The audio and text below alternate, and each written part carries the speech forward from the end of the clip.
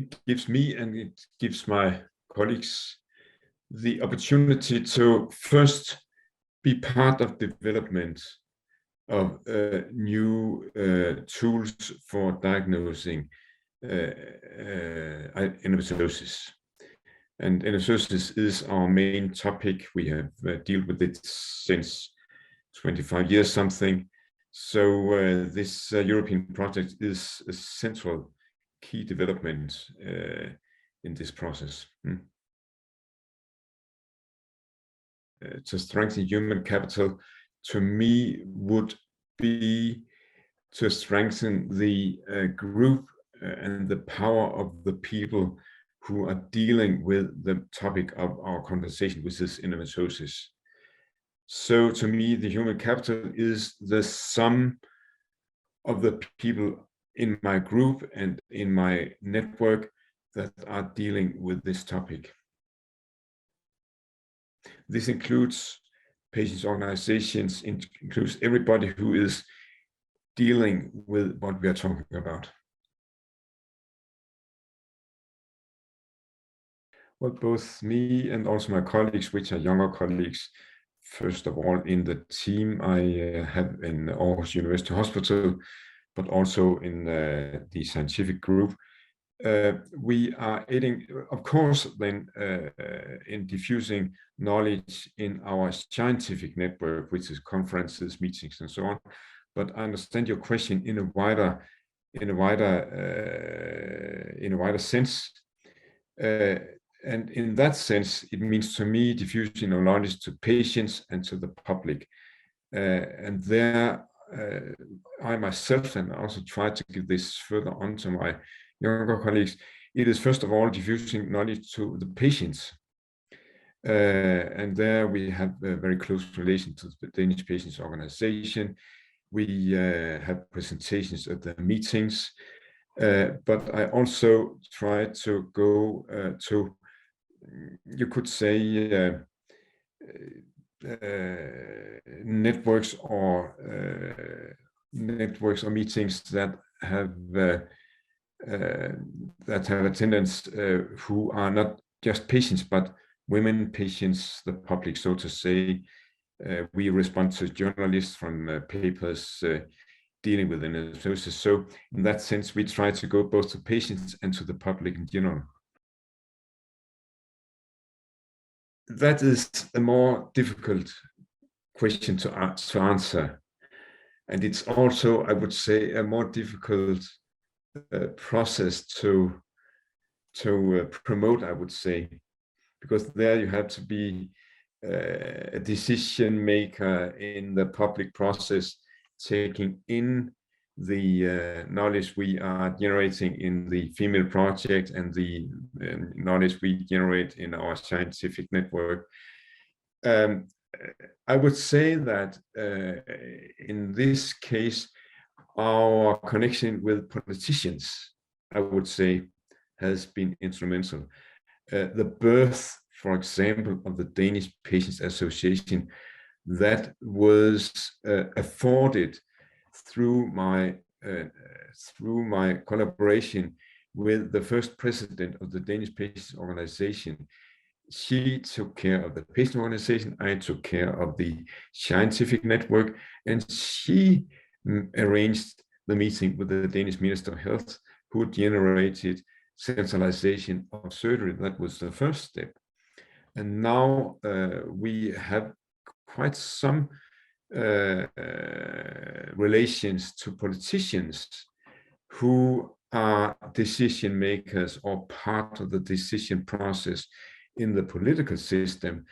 First of all, I would say politicians who are actually members of parliament. There we have had, and I would say that's not me, but that's my young colleagues who have had the ability to make contacts to these politicians. So it's a more indirect process. You cannot say that you do one single thing to promote this process, but it is generating a network where you have some conversation, discussion, interaction. So maybe condensating, I would say, the central point is to make contact to decision makers, which are politicians. So I think the FEMaLe project actually has accelerated this process because some politicians have heard of the project. They make contact to us. The project has an attracting name, the FEMaLe project, and it also has a very attracting aim, which is to promote diagnosis, identification of the, so to say, undiagnosed females who have a low quality of life because they didn't have their endometriosis diagnosed. So it is, in this case, the FEMaLe project has been instrumental in my meaning. It has made politicians interested in this case. That's why they have contacted members of my network, and that's where things are going forward, I think. Well, of course, we have the, I would say, we have a center, which is a center for surgery and treatment of advanced endometriosis. And in that sense, we, of course, implement new technologies, new ways of make surgery into our daily practice. And this is an ongoing process. This is the traditional way to implement new knowledge and to promote the advances. But in the FEMaLe sense, I would say that a very central new tool is the Lucy app, which aids in diagnosis endometriosis. And in that sense, I would just mention that I now have quite some relation to a very small department in the outskirts of Europe, which is northern, eastern Norway, in the Finnmark region, a hospital close to the Russian border. And this area, which has a population of 40,000 inhabitants in an area double the size of Denmark, you may imagine that endometriosis and pelvic pain is low on your agenda in the public opinion, and there is a very strong need for diagnosis and finding these women that have a low quality of life.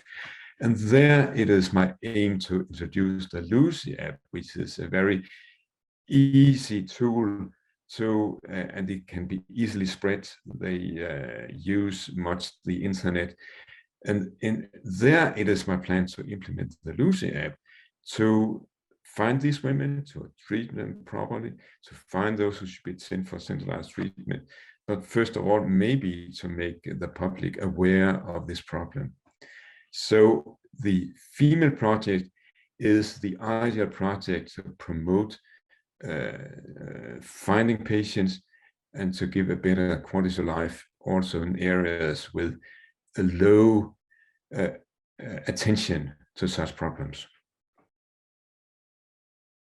First of all, I would say that in our team, we have a almost equal balance between men and women. We are 2 men and 3 women. It cannot be more equal, 2 to 3. And in our daily work, we is based on competencies and not gender, actually. And for the future, it is so that the leader today, the most senior surgeon, is a male, but is educating as his successors 2 female surgeons. So with certainty, the next leader will be a woman. So it's a natural part of our setup that we have an equal representation and an equal participation of both men and women. We actually have reached the level where we do not think about it, but it is equal, and it's going to continue like that. So it's very integrated. We are part of the FEMaLe project because to me it's the most innovative project dealing with improving women's quality of life in gynecology. To me, endometriosis is the most prominent problem that is hindering women to reach their optimal use of their natural competences. We know about endometriosis that it decreases work ability, it increases absence sick leave, it impairs sexual life. So, and today we do have both medical and surgical ways of treating this disease. We just need to find the patients. So finding and improving diagnosis is the most important issue today when you're dealing with endometriosis. So that's why we are part of it. And we are so lucky that we could play a role in the development of this project. That's why.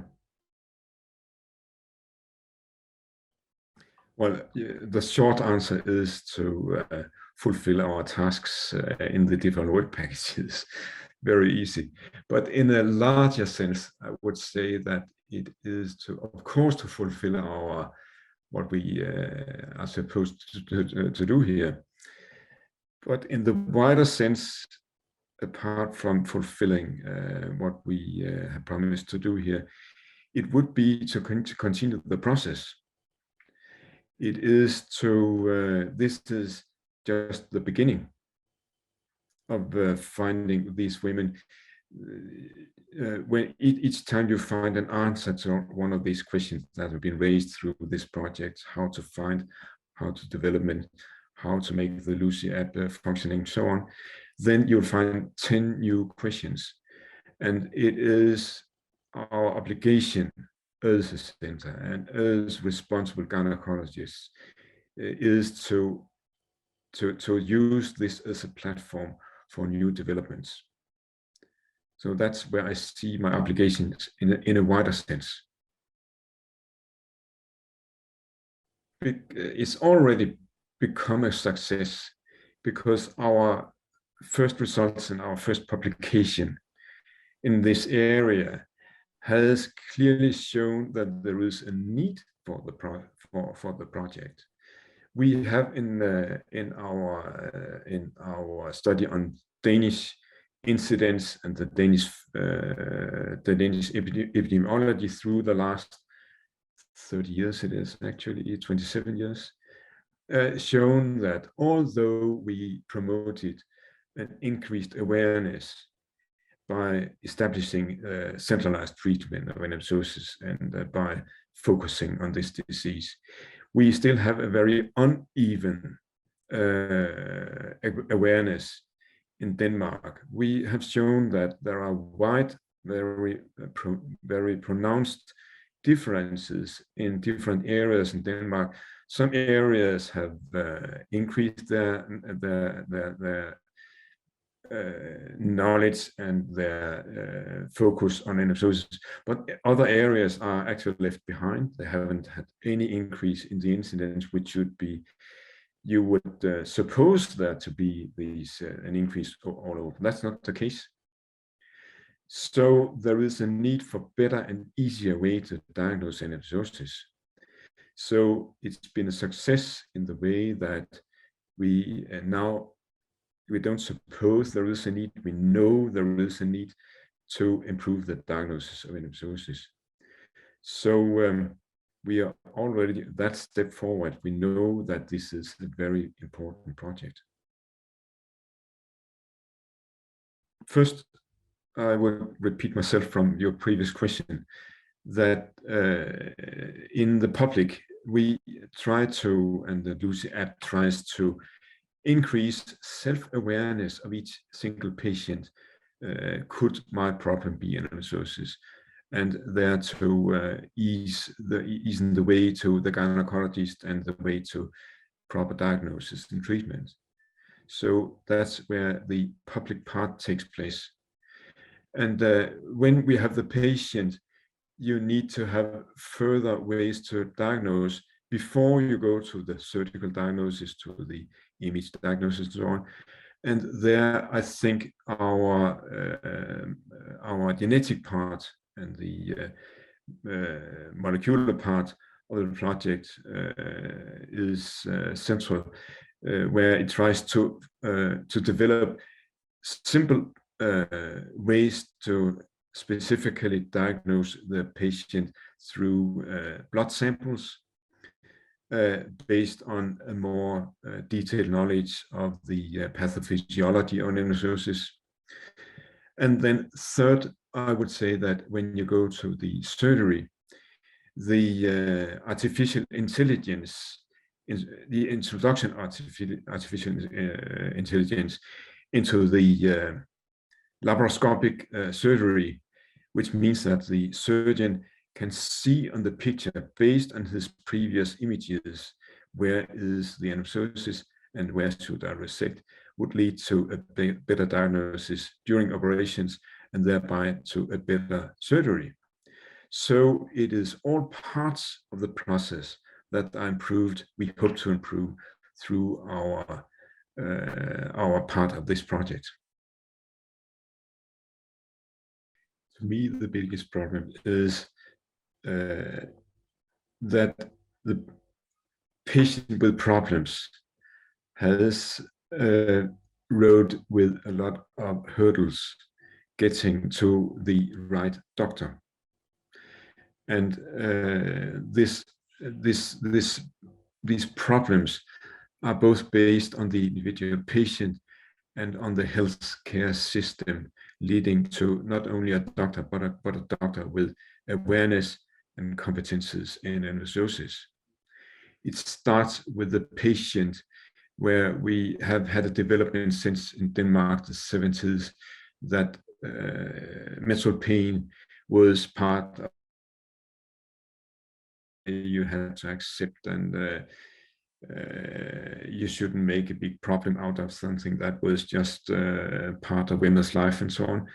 That's the single patient. The next is maybe the patient's mother, who doesn't want to somatize what she has learned is part of a woman's natural life. So it's often so that they try to, and I do understand it, to have a nice warm cup of tea and some tender love and care from the mother. So the mother needs to accept that the young girl's problem is something that she has to go to the doctor. The practitioner has to have awareness of endometriosis and not just based on what he learned at schools back 20 years ago. This is part of a woman's natural life. Going to the gynecologist who needs to be aware that endometriosis is a problem. So there are many obstacles. And I think this is the most important task for our health community today, in this sense, to ease in the way, both the personal level and in the healthcare system. To me, the biggest possibility, the most prominent possibility, is actually to implement our tools of the modern society, internet-based, the public media, and so on, and to and what is and actually what we have in the LUCIAB actually, which is, so to say, the sum of a lot of development since 50 years in electronic devices, in computers, in social medias, and so on. So you bring the diagnosis out to the single patient. So I think this way of diffusing and to present to each single patient the possibility to have an awareness, could my problem be endometriosis? This is the area where you will have the biggest gain in this part of gynecology, in this part of the healthcare system, and this is where the FEMaLe project has its focus. It's a very lucky combination this FEMaLe project, and what is the biggest need seen from a person who has 25 years experience with development of endometriosis. I'm an old man, but I can see this is what we needed. Well, of course, you have to say that you could not put all the money into the endometriosis bag. That would not be possible. But I would say that what you need to focus on today are the diseases and the problems that are low in the hierarchy of diseases in women's health. No question there is a hierarchy. Cancer is on the top of it. And of course, cancer is a deadly disease and so on. But there is a tendency that cancer, heart disease, which primarily affects men, and then, of course, children's cancer, these should also have a big sum of money, but there is a need to focus on quality of life. And quality of life for women are diseases that are low in the public agenda. They are diseases that you don't talk about.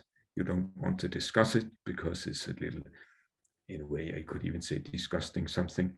You don't want to mention it to your doctor. You don't talk about it to your friends. You don't talk about it not in the public media. And there you have pelvic pain with endometriosis. You have incontinence. You have prolapse. And these are diseases that are very low, but they have a huge influence on women's quality of life. So in a wider sense, I would put my money not only into the bag of improving quality of life, but it should have a bigger, it should have better awareness in the politicians' world. So in a wider sense, quality of life for women.